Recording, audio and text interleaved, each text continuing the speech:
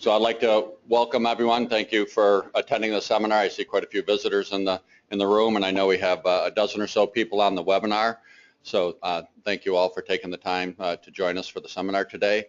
It gives me great pleasure to have this opportunity to be able to introduce and welcome our new director, Brad Cardinale, to the CILER and GLERL family here.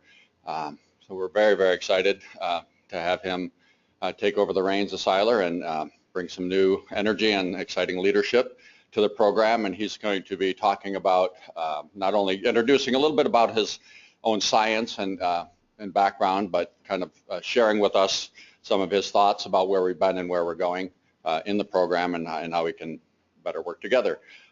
Just to give you a little bit about Brad's background, he's very well diverse in both freshwater and marine aquatic ecosystems. He did a master's at Michigan State and a postdoc at University of Wisconsin-Madison, so he knows the Great Lakes area quite well. And then he's also very accomplished in marine ecosystems. He spent his first 6 years as an assistant professor at UC Santa Barbara before joining us at Michigan in 2011, where he's now full professor.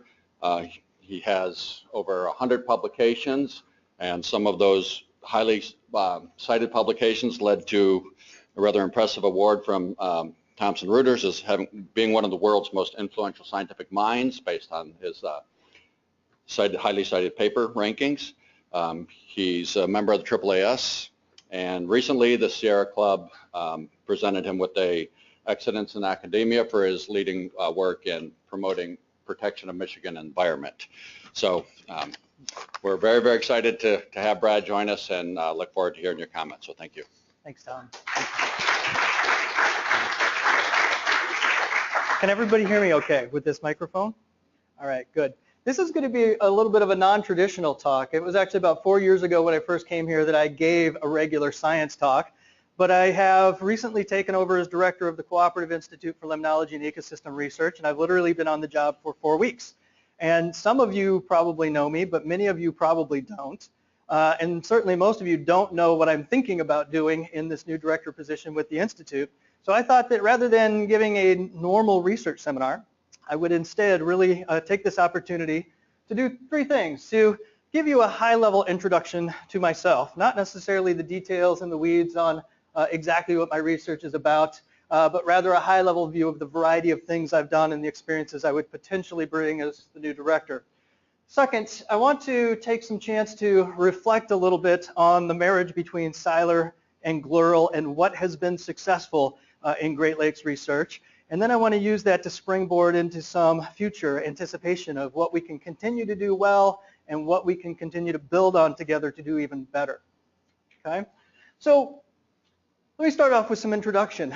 I grew up in the desert of Arizona, which is the absolute antithesis of Michigan and the Great Lakes. Like, the likelihood that I was going to become an aquatic ecologist starting out when I was born was very close to 0.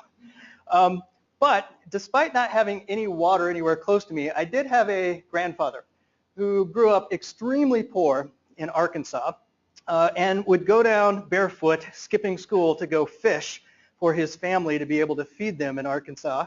And to my mom's dismay, he would very frequently come and take me out of school without her knowledge and drive me up to the reservoirs in Arizona and take me fishing. And probably because of the scarcity of this resource in Arizona, I actually really grew to love the outdoors and grew to love water simply because of my grandfather. I was the first in my family to go to college. I went to Arizona State, and I was an undirected undergrad for much of the time, but in my final year, I had the opportunity to do a research experience for undergrads with this guy, Jim Elser, who is one of the founding fathers of ecological stoichiometry. And Jim had me work on a project where it took me up to the Trout Lake Station up in Wisconsin, the University of Notre Dame's Underk Research Station, as well as all up and down the coast of the eastern U.S., where I spent a good deal of time looking at how the structure of food webs influences the cycling of nutrients, mainly nitrogen and phosphorus, throughout northern temperate lakes as well as coastal estuaries. I have a funny story, again, that suggests I never should have been an aquatic ecologist.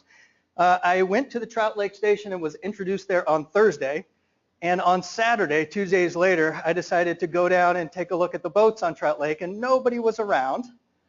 And so, being from Arizona and having never driven a boat, I thought, I can do this. So I rolled down the 12-foot flat bottom John boat. It looked like a lawnmower engine. I just pulled the cord, started it, and went out into Trout Lake. Now, Trout Lake's a fairly large lake. One thing I didn't realize is that you need a drain plug for the boat. I had never driven one. So I immediately started saying that the boat is sinking. But as long as I kept going, it was taking the water out. I also didn't realize in my first experience that for outboard motors, you actually needed a gas can. And those were stored in the shed. And I hadn't gotten one. And so I found myself in the middle of Trout Lake sinking a boat that was out of gas. And I just thought to myself two things. One, boy, this is going to be bad on my record. Like the first week on the job, I'm going to lose a boat and a motor from the station. And secondly, Trout Lake's large. I actually thought I was going to die. But thank goodness John boats have styrofoam in the seats, and it took me about 3 hours to swim the thing back to shore, walk it back around, get it back up on the hoist, and get it dry, and nobody ever knew the difference.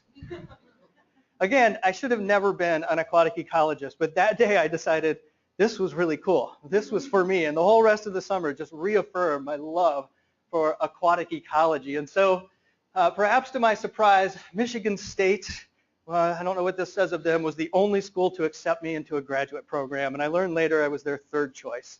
So I was unlikely to even get into grad school, but Michigan State needed a master's student in the Fisheries and Wildlife program to work on a coastal wetland restoration project in the Great Lakes. And this was my first introduction to the Great Lakes, where I worked on restoration of coastal systems in Saginaw Bay. And what we were particularly interested in was all of the wetlands that had been drained and the hydrology from tiles had been tapped so that it was mostly farmland. And the question was simply, if we were to reconnect that hydrologic connectivity, could the organisms get back? Would the plants get there because a seed bank was still existing in the ag systems? What organisms required some sort of inoculation, and which organisms required consistent stocking in order to get those communities of organisms back. And it was during this time that I really fell in love with the topic of restoration ecology. And so for my PhD, I decided I was going to go to the University of Maryland and work with a premier restoration ecologist named Margaret Palmer. Margaret and I received a grant from the National Science Foundation to test one of the fundamental hypotheses of restoration. It's often called the field of dreams hypothesis. The field of dreams hypothesis says that if you will simply build the correct habitat type, give it a lot of abiotic heterogeneity, the organisms will simply come from somewhere magically. And once they get there, all of the functions that the ecosystem performs will begin to fall into place, and the system will somehow magically restore itself. To test that hypothesis, we went into streams in Appalachia, and we literally destroyed them. So I had an undergrad crew of about 30 individuals who would go into Catoctin Creek. We would take out every rock bigger than pea gravel, including all the boulders that we're hoisting out with giant hoists. We would then take sprayers, brooms, and our feet and showed that we would reduce all life and all processes by more than 99% in these streams. And then we wanted to see whether life would recover when in fact you provide a really nice heterogeneous ecosystem, lots of geomorphic variation, lots of flow variation, compared to a system that had exactly the same mean properties but didn't have all of that physical heterogeneity involved in. And we tracked those things for about a couple years. One thing that became really apparent, and we published a sequence of papers on, was showing that processes actually do follow the field of dreams hypothesis, that processes recover very quickly on their own. Rates of respiration, rates of primary production, rates of decomposition, rates of secondary production. These processes actually recovered on timescales of months and to higher levels in these physically heterogeneous systems. But one thing that was really sort of a pivotal point in my career was the finding that most of the organisms who had originally driven those processes, the hundreds of algal species, invertebrate species, fish species, they didn't recover. And they didn't recover in the time frame of my PhD. Most of the species that recovered and were doing these processes were very sort of what you might call weedy species that were making up for the loss of all the other things that had historically been there. Now, I was publishing these results at the time when people like Dave Tillman, a very prominent, probably the most prominent scientist in the field of ecology, was publishing stuff from Cedar Creek, Minnesota, saying that biodiversity, the variety of plants and animals in an ecosystem, is fundamentally important and crucial for how that ecosystem functions, processes energy and matter, and how productive and efficient it is.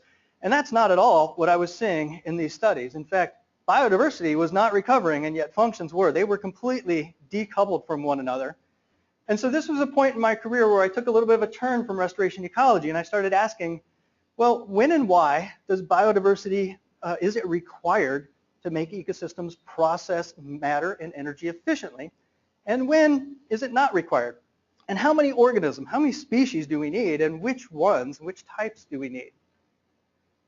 And that's about the time, after a brief postdoc in Wisconsin, that I landed my first job out here on the west coast of the United States, out in UC Santa Barbara. And I spent the first 6 years of my career doing experiments in a variety of systems, simulating extinctions, trying to figure out how extinction of species affects processes in ecosystems. And some of my favorite experiments were performed in the high Sierra Nevada streams on the eastern side of the Sierras, where we would use these solar panel fence chargers that emitted pulses of 1800 volts. And when you manipulate them with resistors, you can actually eliminate and keep certain kinds of fish species, actually different fish species out of the stream or sections of the stream. You can eliminate certain kinds of invertebrates, and you can tweak the voltage to usually be very species or group specific. And so we would do all of these experiments where we would simulate extinction of a wide variety of organisms in these streams, and then we'd turn around and measure the metabolism, productivity, and nutrient cycling of the substrates to see how many species did these streams require to keep processing energy and matter, and which ones were most important. Now, the funny thing about these particular experiments is the only way to know whether or not these solar panel chargers were emitting the proper shock was to stick your hand in the stream 20 meters down and walk up slowly until you're like, oh, good, yep, it's working. And so we always had to roll dice to see whether the undergrads got that job or whether I got that job. I then spent a little bit of my time working in subtidal kelp beds as well. There, the question was working with the long-term ecological research program to figure out how storm events, which are increasing in frequency along the coastline, impact both the diversity of species as well as the productivity of kelp beds, particularly as those storms cut them off and wash up a bunch of wrack on the beach. And I even had the fortune of working in coral reefs in Moorea, which was by far the most spectacular place I've ever worked, but also by far the most expensive, and I quickly realized I'd never sustain a career of research there. But in those instances, we were looking at how the morphological diversity of different kind of corals could affect hydrodynamics and wave attenuation in ways that would affect and protect the shoreline for the people. And so I had a little bit of experience there in salt water. And then after that brief period in Santa Barbara, 5 years, I moved to the University of Michigan. And I moved my lab here for largely two reasons. One was that the School of Natural Resources, where I'm presently at, is far more interdisciplinary than the ecology and evolution group that I was in at Santa Barbara. And a lot of my research was leading me towards more interactions with people involved in design and engineering and social sciences. And those were interactions that I didn't have at Santa Barbara, but I could have at Michigan. And then also importantly, my wife has 4 generations of family, literally a 96-year-old great-grandfather, all still living in the UP. And as we begun to have kids, it was clear like Santa Barbara wasn't going to work for us, so we had to get back to the Midwest. Now, since I have been here at Michigan, I've been doing a variety of kinds of research, and I'll just give you a flavor for a couple of major projects. One of my projects is really looking at how the evolution of species diversity can influence the functioning of ecosystems. And it's testing a sequence of hypotheses that date back at least to Darwin, but have become very popular recently. Darwin proposed that as species diverge on an evolutionary tree and become genetically different from one another, that they also become ecologically different. They evolve into different niches. And as they evolve different niches, interactions like competition decrease. And as they begin to compete less, those species are more likely to coexist. Once you get more coexisting species, an ecosystem becomes more efficient and more productive at capturing a bunch of resources. And this is a hypothesis that has actually begun to make its way pretty prominently into national and international initiatives for conservation and management. There have been a number of prominent people who have argued you should be able to grind up species, create a molecular phylogeny, and rather than actually doing the hard ecology, just simply from that phylogeny, tell us which ones we need to conserve. So for instance, Dan Faith has suggested that if you conserve two species that are closely related on a phylogeny, you're not going to get a whole lot of function out of those two species. But if you'll conserve two that are really different on the phylogeny, they'll do different things. So he's argued we should maximize phylogenetic diversity rather than species diversity. People like Sharon Strauss have said, well, we should be able to use it for risk assessments, such as invasive species, where the species most likely to invade and cause damage to an ecosystem and take over are the ones that are phylogenetically dissimilar to all of the resident species.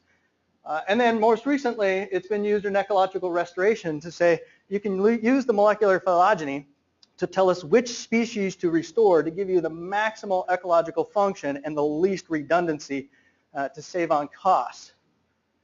Well, we got a $2 million grant from the National Science Foundation to work with evolutionary biologists, molecular biologists, and a few other groups of individuals using green algae in lakes across North America to test that sequence of predictions from Darwin's hypothesis.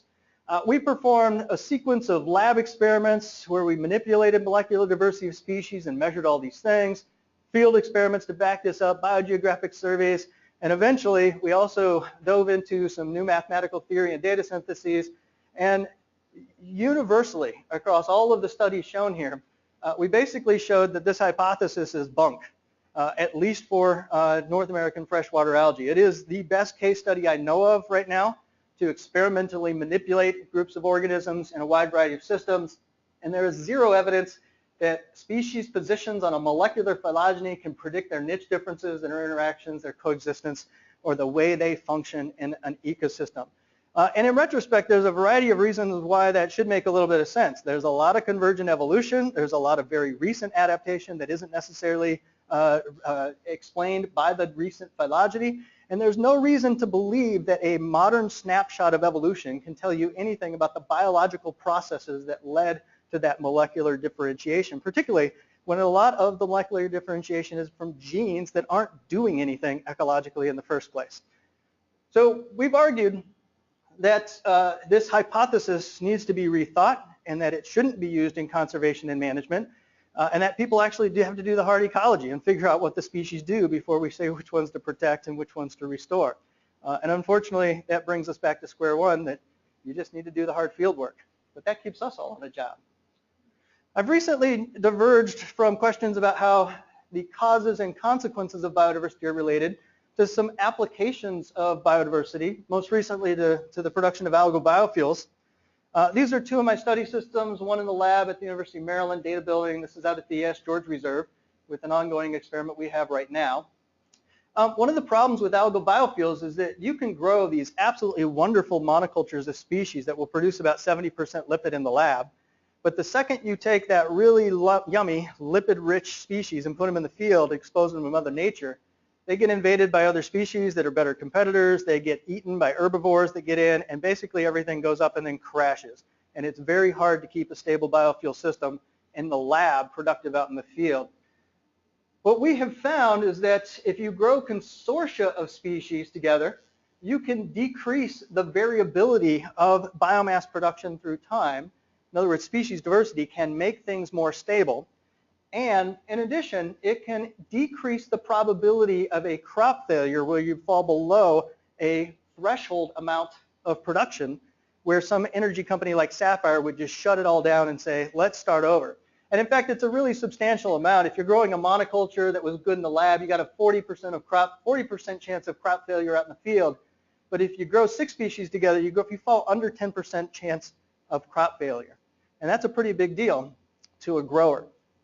Now, one of the reasons that you have this really big decline in the probability of crop failure is because diversity also gives you some insurance that things that would ruin your crop don't get in and don't get established. So we've had a sequence of publications that look at competition among species of algae that you don't want in these cattle tanks where the biofuels are growing, and the species that are good for biofuels.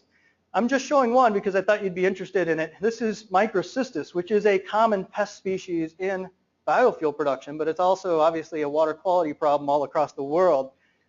What we found in a sequence of lab studies in chemostats is that microcystis will grow at a population rate of about 30% per day when it's in the absence of any competition with other species.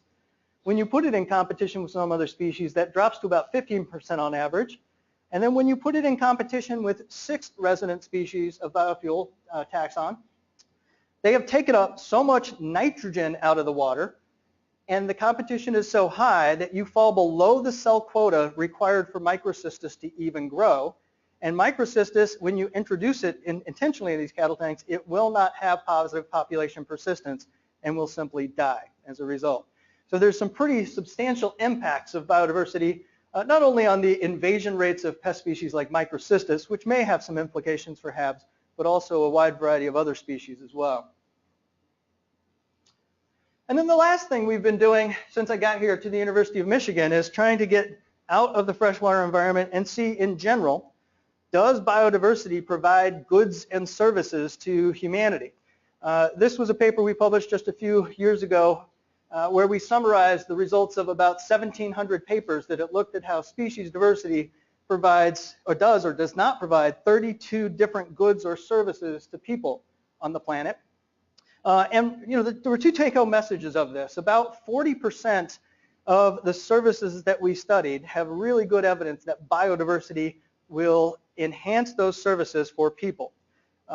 Usually that was from experimental or observational evidence where both the observations and unmanipulated systems and the experiments agreed with one another. And that was sort of the message that one could take away to, say, policymakers or managers and saying, yeah, biodiversity and its conservation is really critical for a lot of the things that people need from ecosystems. But another take-home message from this is that all of this yellow and red, and some of it that you don't see here in white that was published in the appendix, represent services where biodiversity doesn't do what we thought. And about 60% of the services we studied, there either was no evidence that biodiversity did anything to that service or the evidence was conflicting. And so the second message was to the scientists themselves, saying you got to be a little bit careful about your claims. Biodiversity is not necessarily good for everything. It's certainly good for some things, but there are certain goods and services where biodiversity may actually be a disservice and actually decrease it. So we need to be a little bit more rigorous in our science.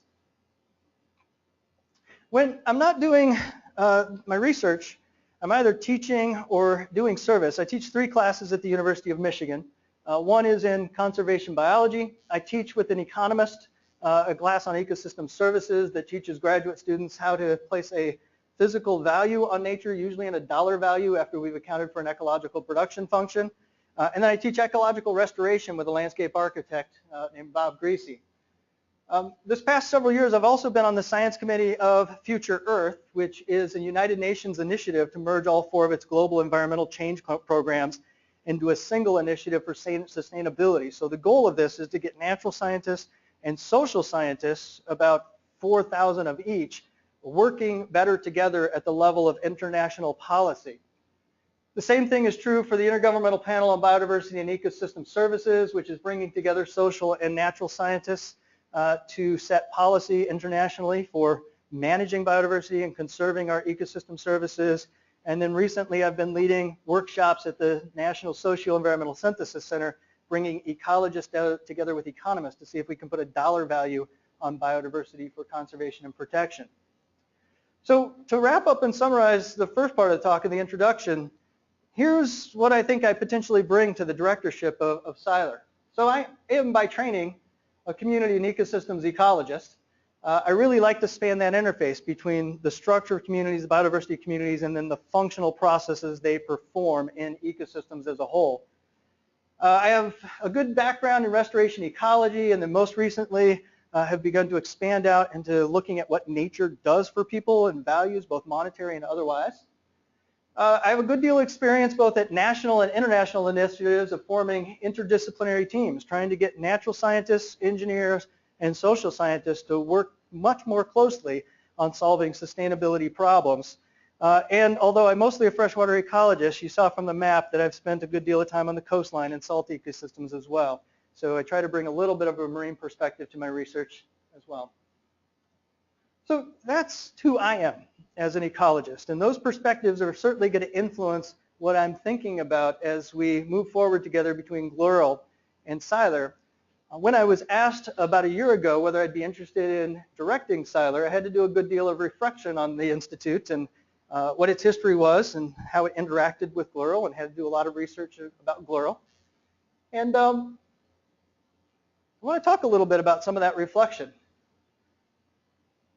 So, in case you don't know, CILER's mission is to enhance the quality of Great Lakes research and management by fostering partnerships between NOAA and, in this case, academic institutions.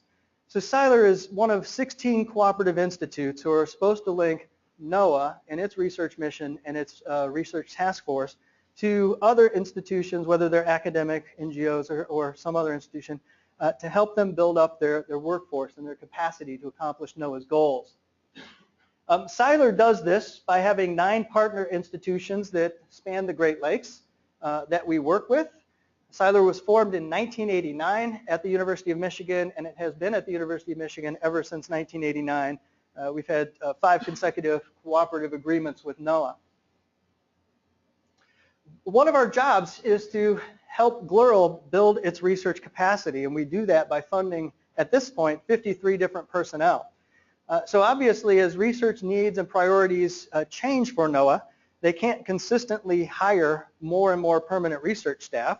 And so CILER gives us the flexibility to hire research scientists, research fellows, research staff who may be short-term or on soft money that are fairly typical of university hiring processes that aren't necessarily typical of government hiring processes. So at present, we represent about 50% of GLERL's entire research staff. Our hiring is intended to help GLERL build its scientific expertise by filling in some of the gaps that may be needed or augmenting some of the other areas where we need greater strength. And so these are just a few of the areas where our current distribution of efforts are represented in augmenting nutrient biogeochemistry, biophysical modeling, lake circulation models, climate modeling, earth systems modeling, and remote sensing. As I was thinking about whether to direct CILER, I was really attracted by what I think is an underlying philosophy between the partnership between CILER, its university partners, and NOAA as the government agency. And this philosophy breaks down what I think was a false dichotomy that was generated mostly back in the 1970s. I still hear it commonly referred to by people of a generation of researchers just prior to mine. You've probably heard it, the dichotomy between basic research versus applied research, right? Where, you know, the applied researchers would hurl stones at the people working in the ivory tower, that they're all in their glass towers, they're studying fundamentals and theories that have no applications. Why would we ever want to do that? And then the basic researchers in the ivory tower would hurl stones at those who were doing applied work, that they were inferior scientists for some reason, who didn't understand the fundamentals, who didn't understand the theory. I think we all recognize now that's a really false dichotomy. Nobody goes into an academic position and says, yeah, I want to spend my career being irrelevant. Like, nobody does that. And nobody goes to work for NOAA and says, yeah, I'd really like to be a dangerously bad practitioner who doesn't understand theory or practice, right? I want to release cane toads without understanding the food webs. This is a false dichotomy that none of us aspire to anymore. We all aspire to be up as far in the right-hand corner as we can possibly be, where outstanding science, the very best science that you can get, meets what I call actionable science, the real-world applications where we're solving problems for people. And I think one thing we've realized is that being up here in the right-hand corner requires a partnership between institutions that are complementary to one another and that can build on each other's strengths, because we often can't do it all at once. And so I was really attracted to the philosophy that marrying the government agencies like NOAA and the academic institutions like the University of Michigan and its partners could help move us up even farther into this right-hand corner. And I think that philosophy has been espoused in quite a number of projects that have been ongoing in GLERL over the years. So I'll give you just 3 examples. This one's a bit old, the Eagle Project, which Tom turned me on to, and I had to admittedly do my research on this a little bit, but this was back in the late 1970s, where we had a group of people who were looking at episodic events in the Great Lakes, and in particular, how resuspension events in the spring could induce sediment flushes out into the Great Lakes, and then those sediment flushes would ultimately turn around and affect a variety of things in the lake food web ecology, phosphorus dynamics, as well as things like contaminant transport. This is an example where I think there was an absolutely tremendous partnership between GLERL and CILER, the academic institutions, and the government agencies. This was funded by multiple sources, some of which came from NOAA, and others probably would not have been accessible to NOAA without that partnership with the academic institutions. EAGLE represented 17 research institutions, of which 8 were partner institutions that were formalized by CILER with academic partnerships around the Great Lakes. CILER obviously had a lot of expertise in the physical modeling. They had a lot of expertise in the modeling of the zooplankton, the benthic dynamics, and they had a ton of expertise, but they also had some things that were missing that had to be filled in by the academic agencies or by CILER facilitating it. The nutrient biogeochemistry, the food web modeling, the hydrology and lake circulation, and then some of the remote sensing were all things that CILER helped bring to the table by forging partnerships between academia and NOAA. Another example would be the Saginaw Bay Multiple Stressors Project. So like pretty much all ecosystems around the world, Saginaw Bay is being exposed to a wide variety of stressors, from physical contaminants to nutrient contaminants to invasive species to extinctions, you name it. But we have this long history of studying all of those stressors individually as if they don't interact and have completely additive effects.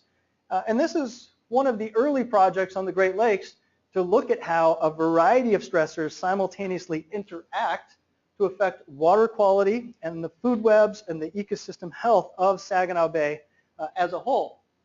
And again, it was a great partnership between NOAA and academic institutions. There were 12 partners involved in this project.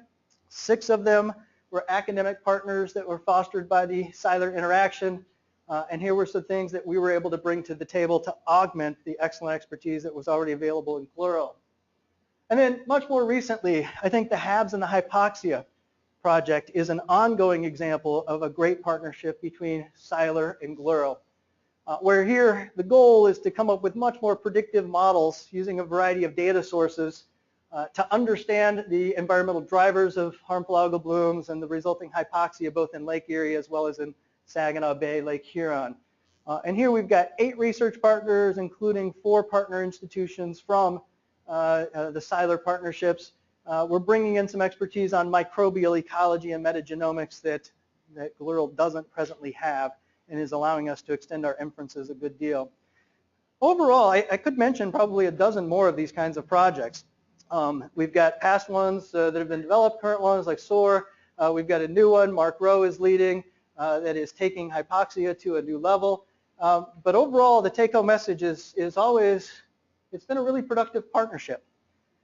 So far, the partnership between CILER and GLERL has generated $36 million in grant funding.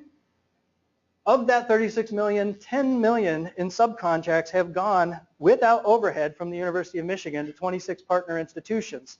So $10 million to link GLERL up to academic researchers around the Great Lakes at 26 different institutions. And the University of Michigan, that's been increasingly excited about this partnership, has thrown in a little bit more than $1 million over the past couple of years just for good measure. 774 publications, of which 380 are peer-reviewed papers, co-authored between GLERL, CILER scientists or their academic partners. That's pretty impressive. That's just since 2007, so that's a pretty darn good rate of publication. CILER scientists have been hired by GLERL to meet emerging needs in the GLERL task force. They've been hired by the University of Michigan, so we've begun to forge better partnerships between academia and NOAA. And then we've helped train dozens of PhD students, postdoctoral fellows, and hundreds of summer fellows who we hope will really get turned on like I did back when I was a kid from Arizona working in Wisconsin, and will really want to work in aquatic ecology and form your task force of the future.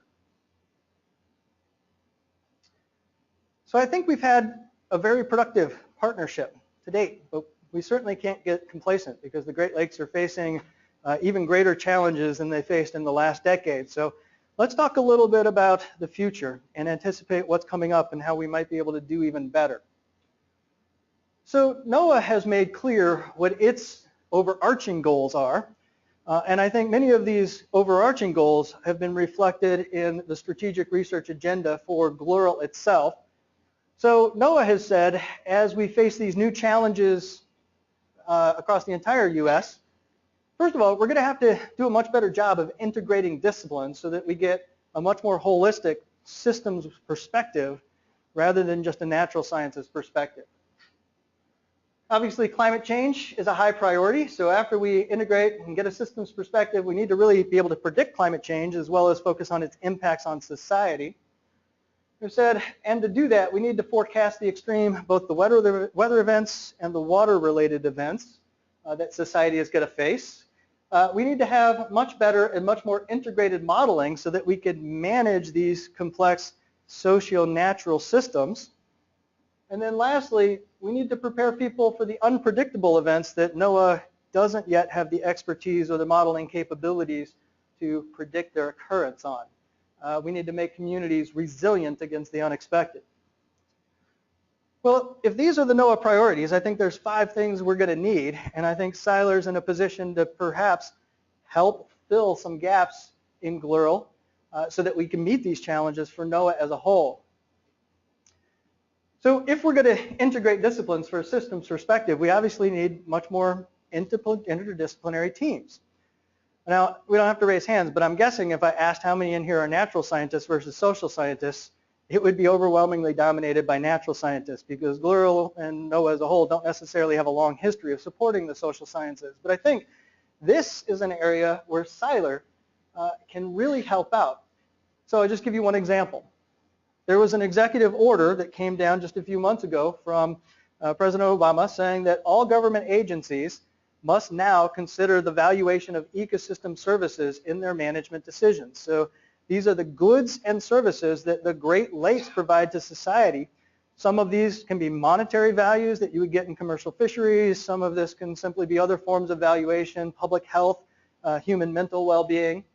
Well, we're well positioned in GLERL to do a really good job on the ecological production functions that give us goods and services.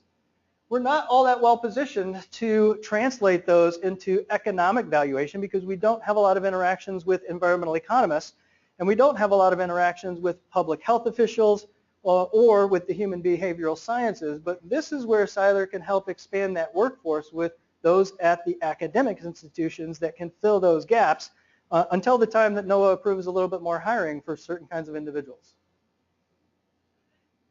If we are going to predict climate change and its impacts on society, we've got to actually do a better job of including society and the people who would potentially suffer those potential problems. And it really requires a fundamental mindset in the way we do and translate science. This is the historical mindset that some agency, government or otherwise, says here's some funding for something we think is important. The people in academia and the government agencies do it, and somehow it trickles out to societal benefit because magically they read your papers and understand them and somehow interpret them. And I think everybody knows now that this historical model of the way we engage stakeholders and disseminate knowledge just doesn't work. And increasingly, there have been calls for the co-design and the co-production of knowledge, where the in-use stakeholders, the ones who are going to suffer from rising water levels and have their houses ruined, the individuals who are going to experience drought, are sitting at the table with us from the very beginning, coming up with the joint framing of questions, defining the research, implementing the research, all the way to disseminating the results in ways that an end user can actually use that material to better their lives. Now, one of the biggest challenges as we do this is to not only build trust between those who are doing the research, GLERL, CILER, and those stakeholders, but also to ensure continuous engagement of those stakeholders so that we can get all the way around this feedback loop and work together. And I see CILER as being one of the linchpins to engage stakeholders and have them working between CILER and GLERL to ensure continuous engagement so that they can be involved in the joint framing to the dissemination of our results. All right, if we get people together, our next step is we're going to have to forecast. We're going to have to predict these extreme events that those individuals are going to be facing. Now, my perception is that GLERL and NOAA in general are excellent about developing technology and observing systems and monitoring platforms so that we can get the high resolution spatial or temporal data that we can use to predict and forecast some events like tipping points, thresholds, nonlinearities. But what the academics have been particularly good about is developing the mathematical theory, the models, the indices, and the statistical tools that use that data and tell us, can we forecast that that tipping point is coming? So for example, one of CILER's colleagues at the University of Wisconsin-Madison is a leading expert in trying to use these semi-variograms and autocorrelation between measurements of chlorophyll on lakes to see whether a shift in the variance spectra can tell you within a couple of days that you're going to hit an alternative stable state where you're never going to reverse phosphorus loads and you're never going to reverse eutrophication in that particular lake. Steve Carpenter has been a real leader in resilience theory and the detection of alternative stable states. And I think CILER can play a key role between getting together GLERL and NOAA, which is excellent in technology and observing systems, with the academic community who are very good in the fundamental theory of alternative stable states. And we make sure that those two are talking together so that our observing, monitoring systems, and technology are actually detecting the indices that we need to forecast change in the near future. We're going to need a lot better quantitative skills as a whole. Now, I think our physical scientists are doing pretty well at this. If you were to ask the average person at the recent ice symposium, how is a 3-degree warming of water temperature in Lake Superior going to affect ice cover, they actually can give me a pretty good first approximation. But if you ask some of our fisheries biologists or plankton biologists, how much is a 3-degree warming going to affect the production of zooplankton and ultimately the feeding of fish, the most common response is, it's really complex and it's all context dependent, right? You don't actually get a number. And I think there's a couple of reasons for that. One, it is more complex than physics, so we got to give you a little bit of credit for that. Two, many of these aspects of biology and to many extent the social sciences are just not as far along in their science as the physics have been. They haven't been running as long with as much funding. But I think a third and really important thing that CILER can help on is that many people in our field, biological sciences, the social sciences, are not trained quantitatively. They're not trained beyond simple statistics to actually do the mathematical modeling based on first principles of physics that can give us those predictive models. Now, we've been really fortunate here where we've got people like Mark and Hyungyan who are physical modelers that can help us predict biology, but I would say that they're more of a rarity in the workforce than they are the norm. And we actually need to do a much better job of the biological and social sciences being quantitatively trained so that in a decade, NOAA has a workforce that can actually advance that predictive modeling in sync with the physical modeling. And I think CILER is in a position to potentially help with some of those improved quantitative skills. And then lastly, if we're going to prepare for those unforeseeable events that we can't yet predict based on our modeling, then we need to have rapid response systems. We need to have funding mechanisms. We need to have teams. We need to have the research capacity to get people out there very fast within the matter of hours to days when in fact we have a major storm event. You can't predict major storm events if you don't capture their dynamics with the data. It's impossible.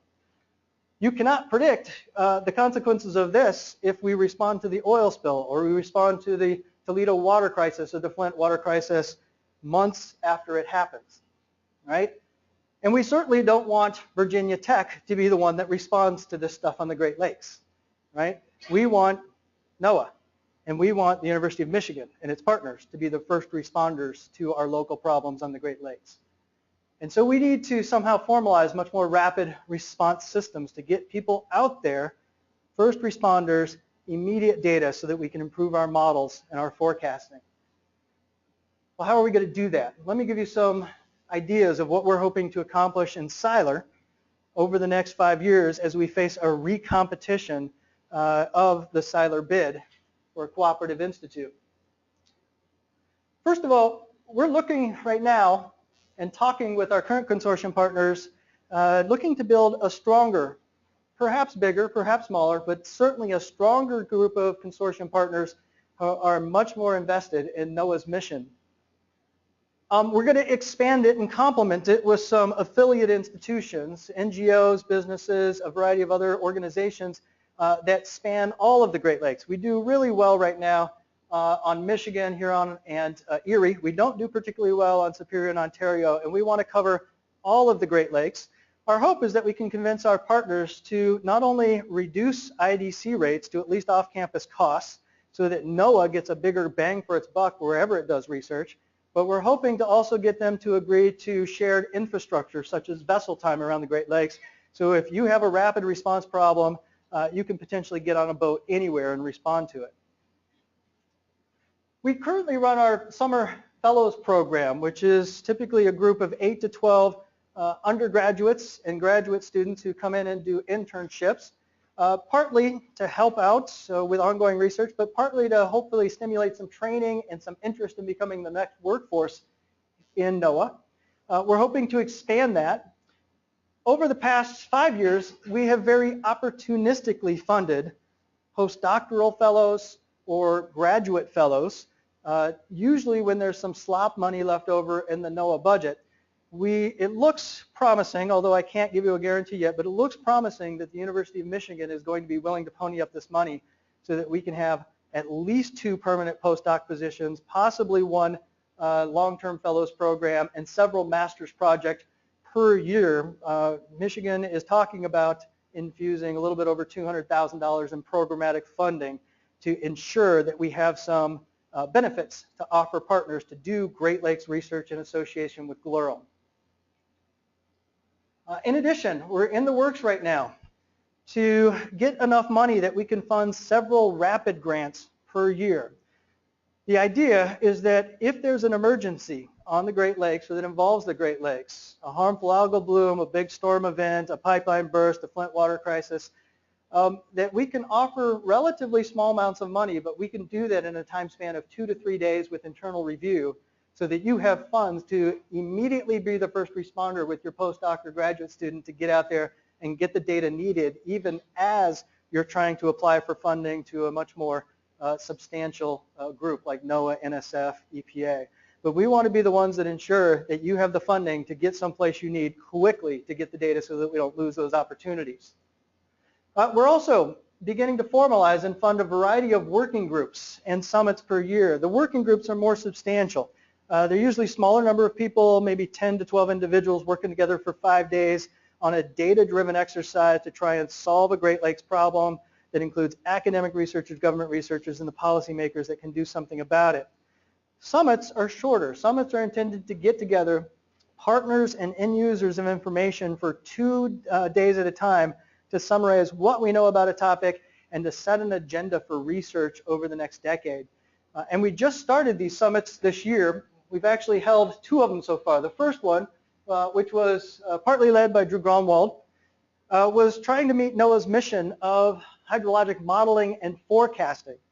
It brought together 36 participants from 4 government agencies, 6 universities, 2 institutes, an NGO, and 2 businesses, including one from the shipping industry, to see if we could use the extreme El Nino event in Lake Superior to refine our models, both our physical models and our biological models, because here's this opportunistic extreme event to test how well are we doing with our modeling, and if we're doing poorly, let's use that El Nino event to refine the models and improve them and their forecasting ability.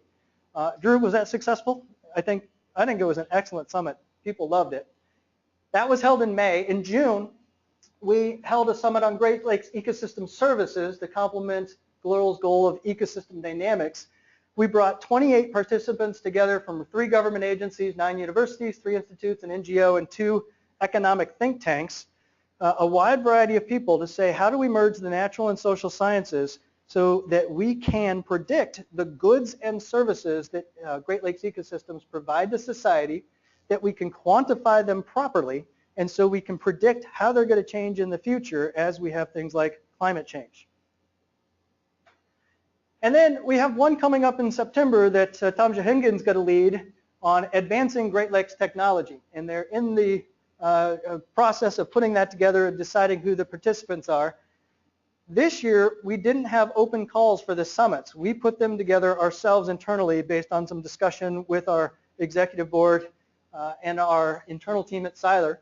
But in the future, starting next year, we're going to hold open competitions for one summit and working group in each of NOAA's themes every year so that we can help advance the research on those themes.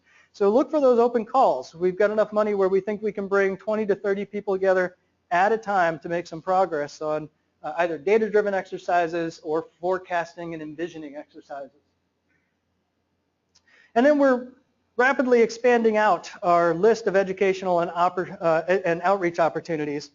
And we're particularly interested in connecting to some groups that maybe NOAA's hands are tied in connecting themselves to and lobbying, but this is something that CILER can potentially do and that the academic institutions are free to do. We're free to lobby with the politicians for the importance of Great Lakes research, as long as we're not representing NOAA per se.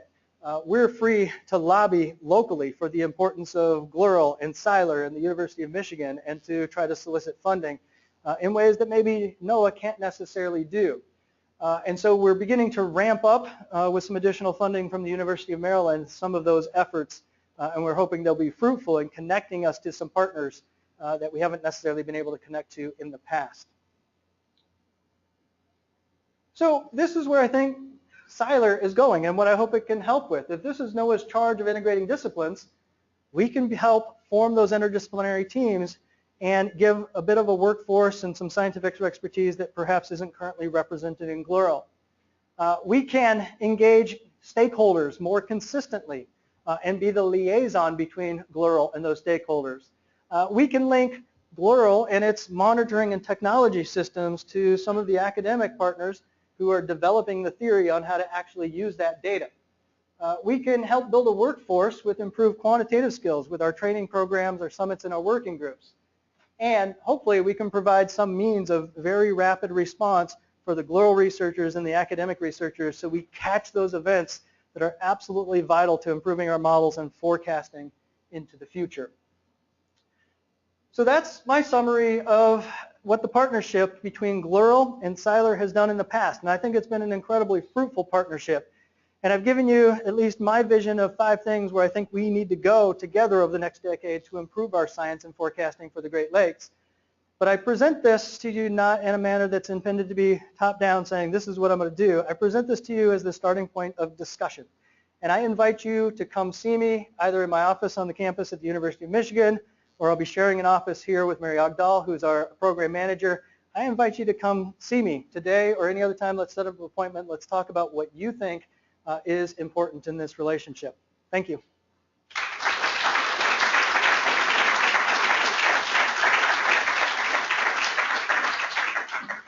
you very much, Fred. We can entertain a few questions in the room, and I invite people that are on the webinar can type in their questions and we'll read them out. But we'll start in the room here.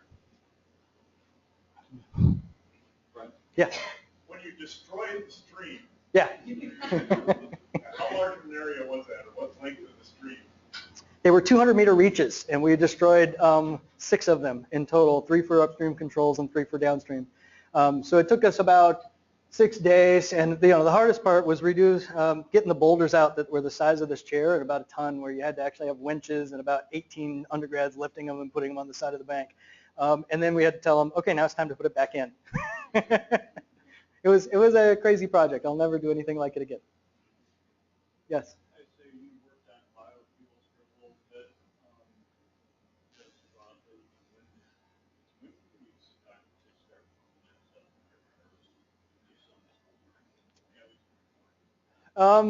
Not anytime soon, it would be my understanding. So there's a couple of technological bottlenecks. We've actually reached the point where we get enough yield in outdoor ponds. We don't have a means to keep them stable through time, so that's a big bottleneck, and we don't have the stuff to process them, particularly for algae. How do you get algae out of the water? It's surprisingly hard. You either have to centrifuge it, which is hugely energy expensive, or you have to float it or sink it, which that technology doesn't really exist well so far. Right now, the production is at about $25 a barrel, says Sapphire, so it needs to come down by an order of magnitude to be competitive. I think the National Academy of Science has projected if algal biofuels stay as one of the major biofuels, and we're always competing with corn and switchgrass and converting all of the U.S. to a big switchgrass field. But if it stays on as one of the forms of biofuel, it's probably a decade to 2 decades out before you're going to get it in your car. That's the best guess. Joel, anything on the wood? Okay, just want to remind everybody, hopefully it doesn't need reminding, that we have the picnic starting in about a half hour. We might be a little slow getting the first burgers and dogs off the grill. But please come out and join us for a picnic, a little social interaction, and then Brad has a number of meetings scheduled for this afternoon. If you didn't get on that list, please, individually find a time to come and talk to them. Talk to me, email me, or talk to Mary. We'll find a time to meet and talk. Yeah, we'd love to get you on campus more and meet with us there as well. So thank you again for our work. Thanks.